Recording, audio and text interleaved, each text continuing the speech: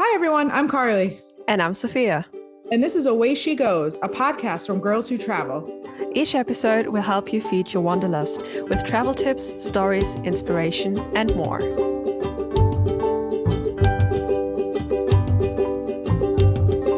Away she goes. Hi, everybody. Welcome to another episode of Away She Goes. I'm actually flying solo today in the fact that Sophia is not here, but fortunately, I am joined by another guest. And this person, now that I'm thinking about it, is actually our first repeat guest on Away She Goes. So that distinct honor goes to Arden, who is founder and CEO of Girls Who Travel. She was in our second episode, I think it was. I think second or third. It was one of the early ones where she came on and you talked about all things Girls Who Travel. And today we're going to have you talk about something different. But first, I know you haven't had too much going on, but if you could just update us a little bit on what life has been like since you last came on the podcast, like 2 years ago now. I think my hair was very short. I had done a pandemic buzz. During the pandemic, I chopped all my hair off. And now it's up in like a high bun. I see it. So you can tell that it's been a minute. So yeah, I think it's been 2 years. I can't believe the podcast is like 2 years old. This is crazy. It did. Yeah, it started in June of 21. So yeah, it would have been like July or August that you recorded this. Yeah, so it has been 2 years. Oh my gosh, that's amazing. Yeah, it's been a busy 2 years. It's been busy for Girls Who Travel. We have been doing so much. Obviously, the biggest thing, the thing I'm most excited about, is that we have started offering trips around the world. And our very own Carli is the one that is our trip leader for our trip. So we've officially done our first trip, which was to Portugal, which obviously you did a whole episode about. Yep. And then our next one coming up is Vietnam. That one sold out in one day. It did sell out in one day. And by the time this episode comes out, I am confident that our next trip, a safari through, help me, it's Botswana, Namibia, Zimbabwe, and Namibia. Starts in Zimbabwe and then goes across Botswana and then ends in Namibia. Yes, I am confident that it will be sold out. So I am too. We're manifesting. We are manifesting, and you also heard it here first. We have a lot of people on the wait list, so I'm feeling pretty confident. So yeah, that's been just a massive undertaking. Carli's been amazing. It's just been, it's so exciting. It's really cool to be able to kind of add this to our portfolio of the way that we support women in their dream of making travel come true, right? Everything from finding travel buddies when you're on the road to getting our, safety tips from our courses. And now we're actually like getting people on the ground and going, we're going to take you to these places. So that has just been like this incredible thing. And then, other than that, I grew a human and she came out. No big deal. No big deal. So I had my second child, Rosemary. She's sleeping right now. Thank goodness. She's just about 3 months old. So that's been keeping me a little busy. And then, it's so funny when we did our podcast 2 years ago, I would not have known that my book, I had written a book and it was about to get picked up by a publisher. So my book is coming out in 6 months and it's just been an amazing experience, but it's been keeping me really busy. So I feel like I have 4 children. Oh my gosh, if my son ever listens to this, he's going to be so devastated. I have Girls Who Travel. I've got my 2 kids and then I have my book. So it's been a lot over the last few years, but all like really amazing stuff. I'm just so excited about everything that's happening. I texted you. I got a Kindle a few weeks ago and it was my first. I'm like, what should I buy first? I'm like, let me pre-order Arden's book first. That's why I was like, that's going to be my first purchase, my first official Kindle purchase. Okay, I genuinely think that you're the first person that pre-ordered it. Like I don't know if there's a way for us to find out. I have to ask my publisher, but like I seriously think you were the first one. I'm honored. I'm honored. You should get an award, a special badge. I still want a physical copy, but I have my Kindle copy all ready to go. Of course. Yeah. All right. So, I'm realizing now we haven't actually told everybody what we're going to be discussing today. So hopefully they've read the title and they know, but you actually have experience teaching English abroad, specifically in Mm-hmm. Japan. And I've been a part of the group Girls Who Travel for over 2 years now. And it's a question I feel like we get a lot, people looking for Yes. jobs that they can do living abroad. And, you know, I will start with a disclaimer that teaching English in Japan is very different than teaching English anywhere in Europe or anywhere else. So the things that Yes. we're going to talk about here are Arden's experiences with Japan specifically, and it's not Mm-hmm. necessarily applicable in certain ways to teaching English elsewhere. We do hope to have other guests on eventually who have done it elsewhere, but for to this episode's purpose is going to just be for Japan and what that was like. So my first question is like, how and when did you decide that you wanted to do this? Like, how did that kind of come about? Yeah, thank you. And yeah, thanks for that disclaimer, because I think when we first talked about doing this episode, I was like, I can only Mhm. speak about teaching English in Japan because I know that's such a different Yep. experience all over the world. And the requirements are different. So yeah, my story is actually a really nerdy one. I was trying to decide if I wanted to, to share how this all got started, but I think it's a good example of how your life can take interesting paths. My story literally started because one day when I was like 13 years old, my grandmother, oh, this is really going to date I'm me. ready. She recorded something on VHS for me, a cartoon. She said, I saw this cartoon. I thought you might like it. And she recorded it for me. And I saw one episode and like fell in love with it. And it was called Sailor Moon. And I don't know if you've heard of Sailor I have Moon. heard of Sailor Moon, of It's a course. very famous It Japanese is. Yep. animation. And I just like, I fell in love with this cartoon as a little girl. And that grew into this interest in Japanese animation. And then I went to college and I was like, oh, I want to study Japanese. So I started studying Japanese because of my interest in the animation. And out of that grew this love for the language, for the culture. I started making friends. And I knew that one of the best ways to go live in Japan was to teach English. So it just kind of became a goal for me that once I graduated college, I was going to go out there.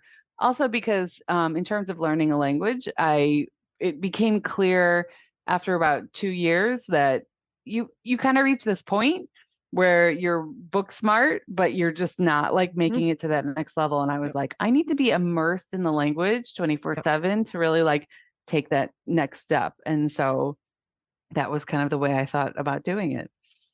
I love it. That sounds like something that would happen to me. It's like, I'm gonna do this. Yeah, yeah. So what was the process like? And again, obviously it may be a little different for Japan than for other places. So listeners, please take that with a grain of salt. But I think a lot of people are curious about, Yeah. how do I start this process? What do I need to do to get myself into a position where I can realistically go and do this? Yeah. So, one of the great things about teaching English in Japan is that pretty much the only thing that's required of you, there's two things. You need to be a native English speaker, which is unfortunate because even if you're fluent, they're still looking for someone who speaks the language natively. And then you need a college degree. And when I say college degree, I mean anything. So, you don't have to have a college degree in education or English. I got mine in film and communication, so it wasn't necessarily related to teaching English. So that's really kind of the number one thing that you need to take the next step. And then in Japan, there's kind of three directions that you can go. So the most famous one, every time I tell people that I taught English in Japan, they say, "Oh, did you do JET?" So JET is the government-run English program. So essentially, what it does is it sends you to the public schools in Japan, and you are a teacher's assistant or a teacher in these schools. The downside, it's very big. I would say the quote unquote downside is that it used to be a lot bigger. Now it is tends to be in more rural areas. So you tend to be kind of out in what they call the Inaka, the country, Mhm. which is great if you want to learn Japanese and really kind of get immersed in the culture. That's a great way to do it. The pay is really good. And the workload is pretty low because you just have classes every once in a while that come in and you'll have a lot of downtime. But you are kind of like, my experience talking to people who were in jet, I did not go the jet direction, was like you were out in the rice paddies and you would have to like ride your bike to the train Wow. station and take a long train ride to get into the local city to kind of do things. So if you, and it can be lonely. So that's kind of one route is jet. The second one is they have something called an Eikaiwa, which is an after school program. It's a private, right? It's a separate, not related to schools that you sign up for, right? So the way you might do like I don't know, I was thinking about baseball camp because my son's in baseball, right? But just something that you kind of do outside of your school programming. And so these are programs like Nova and Eon, that's what the names of these schools. And you interview with them, and then you can they will send you over there. They'll usually take care of this. The nice thing about both Jet and the schools, the Eikaiwa, is that they will handle your visas, right? They'll like help you with your flights. They take care of everything for you.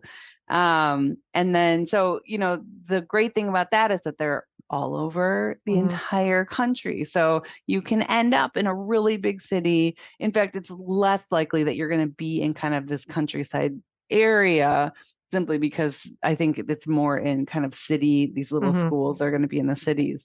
And then your third option is what is colloquially known as a rogue school. That's what they were called.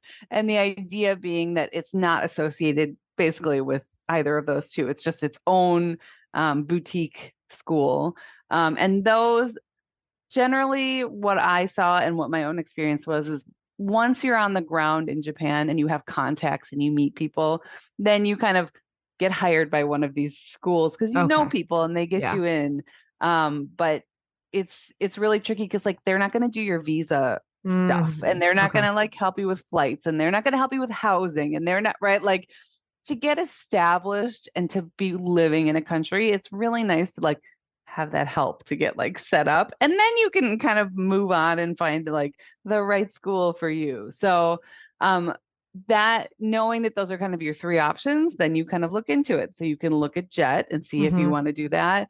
You can look at, so you can Google, teach English in Japan and all the little the big Eikaiwas will come up. So I went through Aeon, which is Aeon, and they have a children's division called Amity, and I went through Amity. And that was because I knew that I wanted to teach children.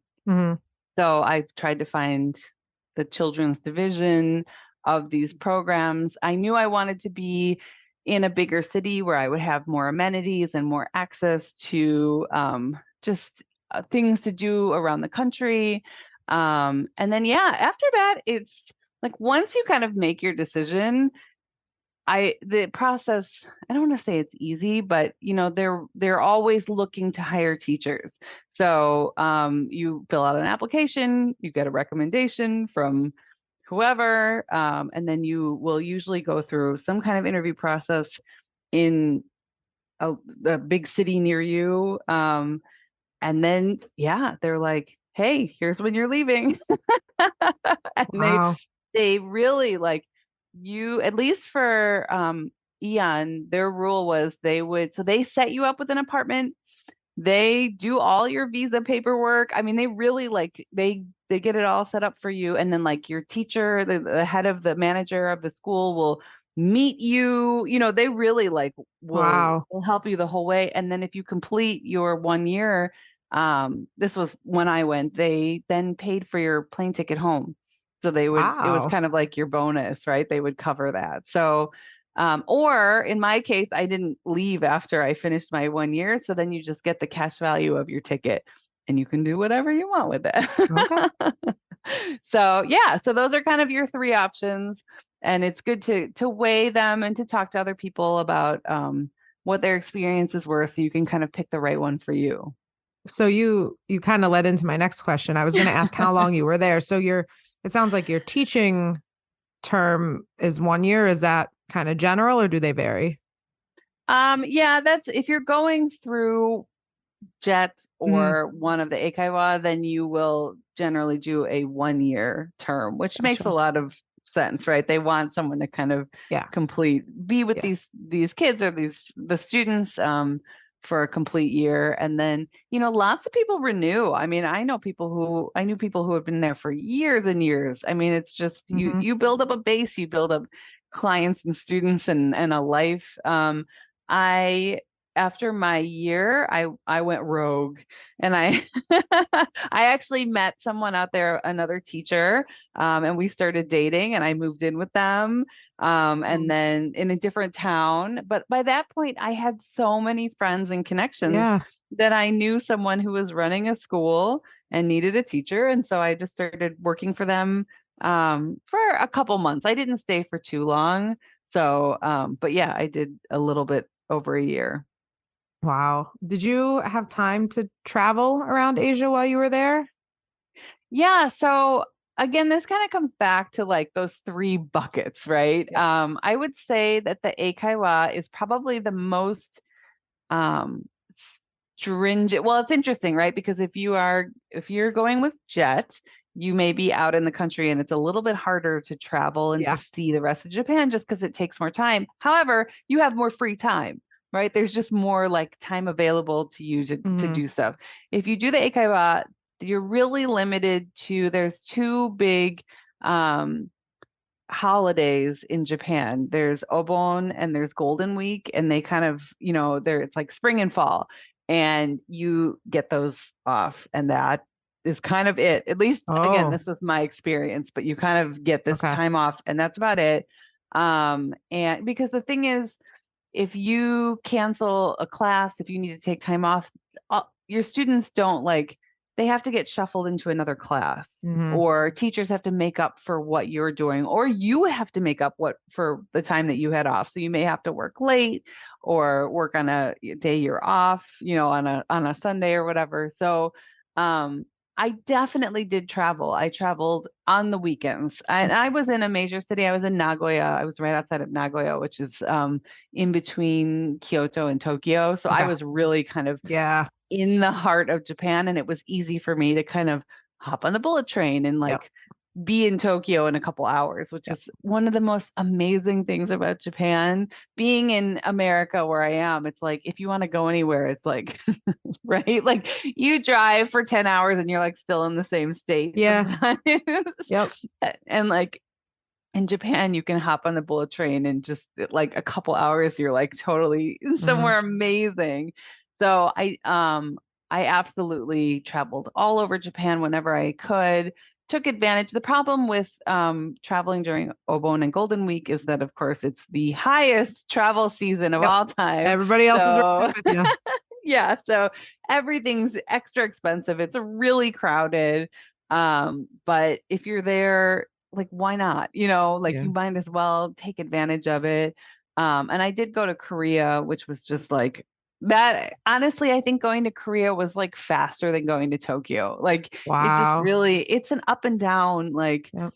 I don't remember, but I just remember literally like we took off and then we landed. It was so fast. So there is opportunity to travel, but also I think if you're coming from a country that is nothing like Japan, Mhm. anywhere you go is travel, right? Yeah. Anytime Yep. you go to any restaurant, it feels like you're just experiencing something new and learning something new. So you really do, I feel like, get everyday travel when you're teaching English in Japan.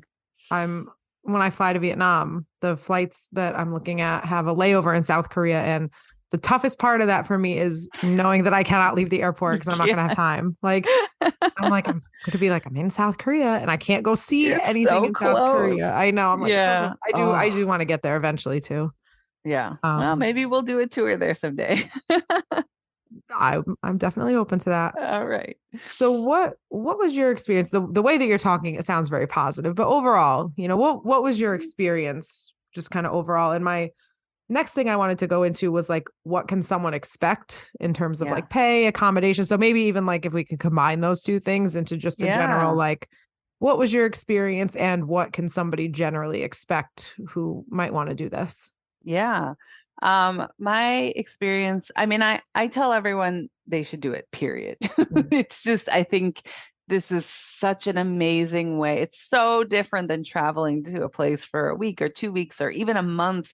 To move somewhere, live there, and have a job is just such a different way of experiencing a culture and learning about a country. And yeah, I always say it has a Japan has a piece of my heart. Like I Mhm. always feel like I live there and I should go back there. I belong there. I have corner stores and I have memories. And like I said, I fell in love in Japan. Like I have so many wonderful experiences there that are so different than my experiences going somewhere for a Mhm. short period of time. It was also really hard. I really the culture shock and the homesickness is different than if you're somewhere for 2 weeks. And I know that experience of culture shock and homesickness from, short Mhm. travel, and it's hard. But when you're there for 2 weeks, a month, 2 months, 3 months, and you're like, I am not going home. I Mhm. am never, for the longest time, going to have that meal that I'm thinking of that I really miss. And even if I try to recreate it here, I can't get the ingredients. Mhm. And you start to, even as someone who studied Japanese, I still, after years of studying it, I talk like a little kid, right? It's not my first language, and it's a very hard It language. is. And sometimes you just come home and you are so tired, like day after day. Like you never get to feel comfortable just hearing. I Mm. remember coming home and just this was I was in Japan before like you could just stream stuff all the time. Yeah. But like it was just so nice to hear anything English, right? And just to let my brain sort of relax and go, oh, okay, this is, so you kind of have this, there's an additional pressure internally all the time because you're never sort of Yeah. just relaxed and hearing things and understanding it. You're always translating. And that can be challenging. It's grueling. I think it depends on where you are coming from. The Japanese work culture is different than the American Very, work culture, very. extremely different. And I think that, the American culture, we always talk about how we are so much more like work oriented and we don't take vacations. And so, I think compared to maybe some other countries, where they're more like, yeah, paid time off and like maternity leave and Mm. all that stuff. And America's like, no. No. So it can feel like, oh, I know how to work all the time. You do not. You No, do you not. don't. Not in Japan, you don't. No. So that was hard, the expectation to always show up and to always be on, right? Mhm. Especially for children. I will say I wanted to teach children. I love children. I have two children. I have a younger brother. So I thought, oh, I'm great with kids. And also I felt inferior in terms of teaching English. I thought, what do I know? I'm not an English teacher. I'll teach children. I can certainly teach them colors and, the weather. Well, what I learned is that, first of all, teaching children is so hard because they don't want to be there. No, they Their don't. parents sent them to this Yep. school. And so your job is to keep them engaged. Yep. Whereas And they when you don't want to be. teach, they don't want to be engaged. And when you teach adults, they signed up, they paid money, they're there to Mhm. learn. And so, like, you're not fighting with them. Right. um, and the second thing is that children are little germ factories. And if you Oh, are coming from another country where your immune system isn't used to the germs in that country, you will get wiped out, like oh, worse than normal. So I was sick a lot, but I was not really encouraged to take sick days. ah, So that I was showing up sick a lot, right? The Japanese culture is really, they wear masks, right? Which hmm, is why it was kind of funny's not the right word, but yeah, I was much more comfortable when the pandemic started. I was like, oh, masks. I already think we should be masking anyway, because I learned in Japan that when you're sick, masks can really, yeah, which is absolutely. so funny to say, like, I learned this, but in America, Yep, we don't mask. And in Japan, if you have a cold, you mask. Like it's yep, just a no-brainer. But then you keep going, yep. right? You keep going You out. And can't so, stay home and drink your tea and read your book. yeah, right. Yeah, no, none of that. So I think the the experience was incredible. I made lifelong friends. I have I have a friend who's coming to visit me soon that I made out there. I just like it. It's an incredible experience that changed who I am, that opened my eyes. I loved my students. I learned about myself. I think everybody should do it, but it's really hard. It can be very lonely, especially in the beginning, because you really have to push yourself. You are and I'm speaking as someone who spoke Japanese and had friends, already had friends in Japan. And I still showed up and was like overwhelmed and lonely. And I had to push through and go, okay, I'm going to get out of my comfort zone. I'm going to explore. I'm going to meet people. And that's a really difficult thing to do. So it's a mixed bag. In terms of pay and accommodations and all of that, I don't know what the current rate is for teachers. It's not it. I would say consider it kind of a functional salary. So pretty low on the scale. However, with JET and Eikaiwas, you will get subsidized housing. So I actually ended up, despite traveling all over Japan and even Korea, I walked away.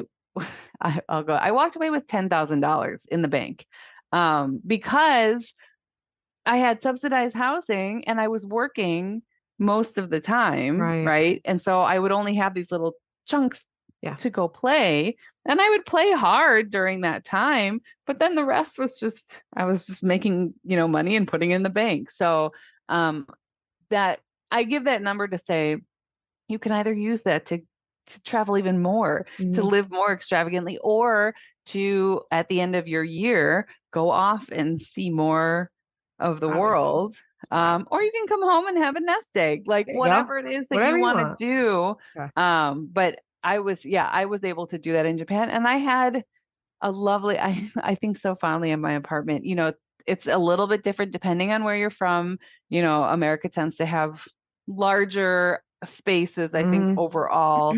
I'm a studio person. I loved living in studios for a long time. Now that I have kids, not so much out of the studio, but so in Japan, I was in a studio apartment, and my friends would come over and say, this is very spacious and it's amazing. So and I was sleeping on a futon. So, and I'm not talking like the fold out couch. I mean like the mattress that rolls on the floor. So I think I went shortly after I graduated from college, and it felt like a great transition for me. I felt like I came back from Japan really ready to start an adult life in the US. So I think if you are maybe coming from a bigger home or a larger salary, you may have a little bit of a shock. But if you go in kind of knowing what to expect, then yeah, it's amazing and wonderful. Hi, I'm going to Japan now. See you later. Bye. Gotta go bye. Yeah, it's always something that I've thought about doing. I just haven't quite like.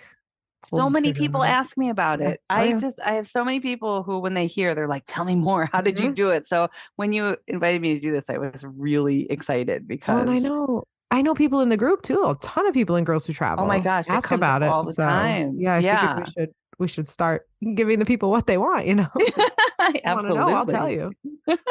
So, what advice would you give someone looking to follow this path? What should people know, but other than what you've already explained, what's something that people should know going in? Yeah, I know this was I feel like this was an info dump podcast. That's what we want. That's what we want. I feel like I need to draw a chart. Like we should be doing this live so I can be like on a whiteboard going, okay, the 3 buckets. Yeah. I think that, you should definitely research your options and get a sense of, I would say research your options and think about what it is that's most important to you and what you are willing to do. Because in a lot of countries, you need to get a certificate in order to be able to teach English. It is I believe it's the TEFL, the TEFL, right? So you have to like study and get certified. And maybe that's something that you are interested in doing. But if you don't want to do that, Japan is an option. I know that I believe that South Korea and China also don't require the TEFL. But again, don't quote me on that. But I met teachers along the way who were in similar situations. There's someone in the group that I went to college with. She's teaching in South Korea now. So, I think figuring out what it is that what's required of you, what it is you want, what your experience is. Again, do you want to be out in the country, out in the rice paddies where you're really sort of experiencing this, not that big city life, or, are you okay with having to, work a lot, but then be able to play hard? And, Japan was right for me. I knew early, right? I fell in love with Japanese when I was 13 and watching Sailor Moon.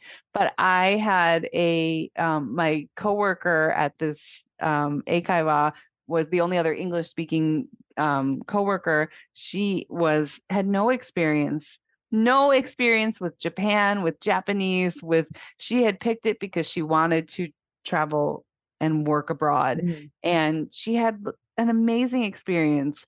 It was really nice. We became really close because it was kind of the two of us in this little town together. And so, thinking about whether or not you want to have to really stretch, we had to go find, they had I can't remember, it was like a foreigner center. And so we would go and they would offer like Japanese lessons and Japanese cultural classes. But we had to figure it out. We had to figure out how to get a bike, and then we had to figure out how to ride the bike down to the cultural center. And then we had to, figure out how to sign up for the classes. And it can be really scary to do that. So just really thinking about if that's something that's right for you. And I think it is. I think it's right for everybody. All right, everybody quit your jobs and go move and teach English abroad right now. Do it immediately. Everybody go. I feel like it should just be like required. In Israel, it's really common after you finish, I want to say it's high school, but I could be wrong. After you finish high school or college, it's really common to take a year off. Gap year. Yeah. And just travel. Yeah, gap year. I know that's right. Yeah, in Israel, it's really common to take a gap year and just travel. And I feel like that is so important to understand who you are and what you want before you leap into a career and start trying to narrow down, this is what I enjoy doing. And this is all of it before you start voting, all of it. I just feel like you need to understand a life that's totally different than your own, and to realize how everything, and that's one of the things that I think I love so much about my experience in Japan, is that because it's so different than life in America, it was really an eye-opening experience that everything I think is normal, everything I think is, right or proper or polite or whatever you want to call it, it's all different somewhere else. And so when I start to make a judgment, I feel like Japan is one of those places that taught me to just go, oh no, that's my own personal judgment, not actually something worth judging. All right. Honestly, I think that's a good way to end it. I really do. So I'm going to do a conclusion really quick. Arden, thank you so much for coming on. Our first repeat guest. I can't think of anybody better to have that honor. Before we head out, I know you touched on talking about your book earlier. Obviously, we talk about Girls Who Travel all the time. If you want to let us know about anything that you're working on, where our listeners can find information on your book and all things Girls Who Travel. Yay. Well, I am so honored to be the repeat guest. So thank you for having me and for inviting me to talk about something that I just love so much. You're welcome. Anyone is welcome to reach out to me to ask about my experience. And I have lots more information. This was, like I said, it was an info dump, but it's just the beginning. So I have a book coming out. It is called Keep This Off the Record. It is a rom-com that I'm just really excited to bring out into the world. So it is available for pre-order on Amazon and Barnes and Noble. Yes, you pre-ordered it. Carli may be the very first pre-order. I know for a fact. So yeah, please check it out. It's also on Goodreads if you just want to add it to your TBR.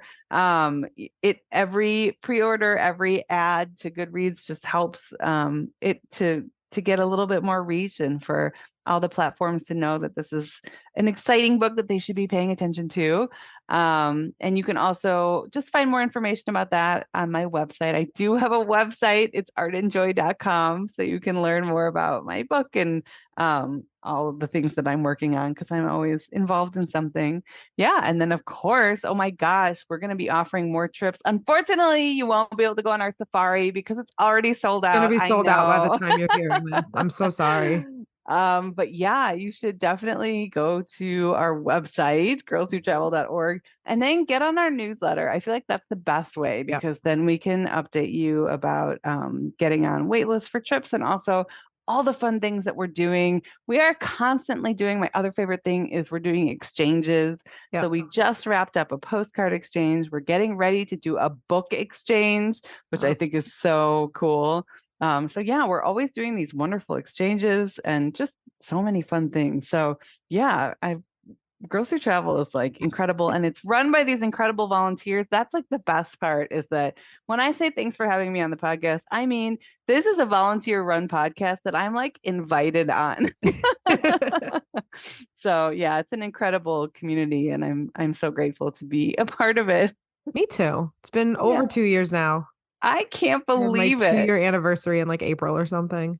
I know you started on the newsletter. Yeah, that was And I still literally do. like within a Still do. month, it was like, hey, you want to do a podcast? Yeah. Yeah, it was. And then last summer it was, hey, we're thinking about doing group trips. And I was like, okay, Mhm. sure, let's try it. Yeah, that's what happens when you join the team. Yeah. You join and we're like, just do this little thing. And then you join and we're like, actually, there's like a lot more if you want to. Yeah. I did a couple workbooks too. You did. And I Oh write my for the gosh. website. That's 5. Oh my God, I have like 5 hats. I have 5 Girls Who Travel hats. Well, if you're listening and you want to join our volunteer team, definitely reach out. We've got a lot to do. There's so many fun things happening. We're a lot of and we need fun. help. We're a lot of fun. We're honestly we're a hoot. like We're a good time. We are a good time. We definitely we're like are a good time. family. We're definitely like a dysfunctional family, but like the fun kind. Like you Yeah. could make like a sitcom about us, not like a sad movie. Yeah, sometimes if I'm like having a bad day, I open up our group chat and I'm like, y'all are wild. And it just makes my day so much better. All right. Thank you, Arden. I appreciate it. That's all for this episode. If you'd like more Away She Goes in your life, make sure to stop by girlswhotravel.org/podcast. That's where you can fill out a form if you're interested in being a guest on the show. You can also write to us at awayshegoesgwt@gmail.com or leave us a message on our Google voicemail from any phone or computer at 1-563-503-6323. To follow our adventures, you can follow me on Instagram. I'm at Carli Sees the World. Carli is spelled Carli. You can also follow me at Sophia AEZ, Sophia with a PH. Away She Goes is part of Girls Who Travel, a community dedicated to radically redefining travel to be inclusive, sustainable, and empowering. You can learn more about GWT, find travel tips and support, shop travel-themed items made by GWT members, and join our Facebook group with nearly 100,000 women all around the world at girlswhotravel.org. We can't wait to connect and explore with you. Away she goes.